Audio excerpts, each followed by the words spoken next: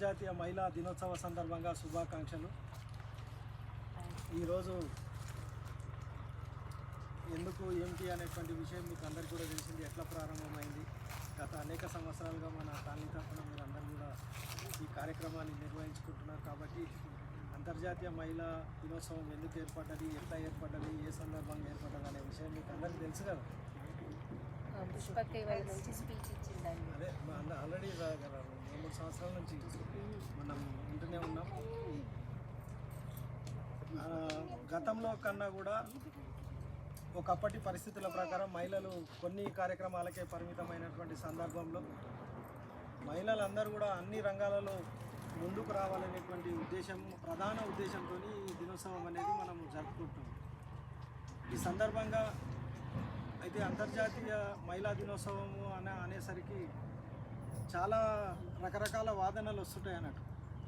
ఒకప్పుడు పురుషాధిక్య సమాజం కాబట్టి దాన్ని వ్యతిరేకిస్తూ దానికి సమాంతరంగా మనం నిర్ణయాలు తీసుకోవాలని, సరే ఆ నిర్ణయాలు తీసుకునే క్రమంలో పురుష వ్యతిరేకత అనేటువంటిది ప్రదర్శించకుండా, అంటే మనము సమాజంలో సమాన అవకాశాలను పొందుతూ దీన్ని ముందుకు తీసుకువెళ్ళాల్సినటువంటి అవసరం ఎంతైనా ఉందనేటువంటి విషయం మనం అందరం కూడా గమనించాలి. ఏది చేసినా కూడా, ఏ కార్యక్రమం చేసినా కూడా సమాజంలో ఉన్నటువంటి అందరినీ కలుపుకొని పోయే విధంగా మన కార్యక్రమాలు ఉండాలి. గతంలో ఒకప్పుడు మాతృస్వామ్య దేశాలుగా కూడా ఉండే, తెలుసో తెలియదో కొన్ని కల్చర్స్ లోపల చరిత్రలో కొన్ని దగ్గర మహిళలే రాజ్యాధికారాలు కూడా చేసేది తెలుసా. కొన్ని కల్చర్స్లో ఉండే. తర్వాత క్రమంలో మహిళలకు ఉన్నటువంటి కొన్ని వాటి వల్ల వాళ్ళు కొన్ని కార్యక్రమాలకే పరిమితమైన ఆధునిక యుగంలో నేటి ప్రపంచంలో ప్రతి రంగంలో కూడా మహిళలు ముందుకొచ్చారు. మనం మొన్న ఏదైతే చంద్రయాన్ 3లో కూడా మనం గమనించిన 50% కన్నా ఎక్కువ కూడా మహిళా సైంటిస్టులు దాంట్లో భాగస్వాములు అయినరు. ఈరోజు రాజ్యాధికారంలో అంటే ఇప్పుడు స్థానిక సంస్థల్లో మన వికారాబాద్ సంగతి మీకు అందరూ తెలుసా, ఎంతమంది లేడీస్ కౌన్సిలర్స్ ఉన్నారు? 9 మంది. అసలు ఎంతమంది మొత్తం టోటల్ సీట్లు ఎన్ని? యాక్చువల్గా 34 అయితే 17 మందికి రిజర్వేషన్ ఉంది, కానీ 19 మంది అయింది.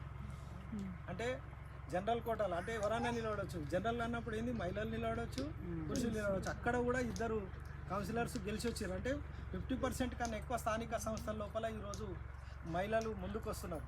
వాళ్ళు పెట్టింది 50%, కానీ వికారాబాద్లో 2 ఎక్కువయ్యారు, 17 మంది కావాలి. ఇంకిద్దరు జనరల్ కోటాలో నిలబడి కూడా గెలిచారు.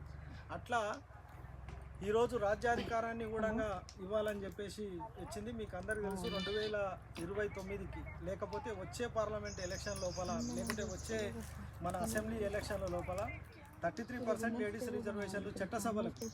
ఇప్పటివరకు చట్టసభలో మనకు రాజ్యాధికారంలో లేకుండా, చట్టసభలు అంటే ఏంటి?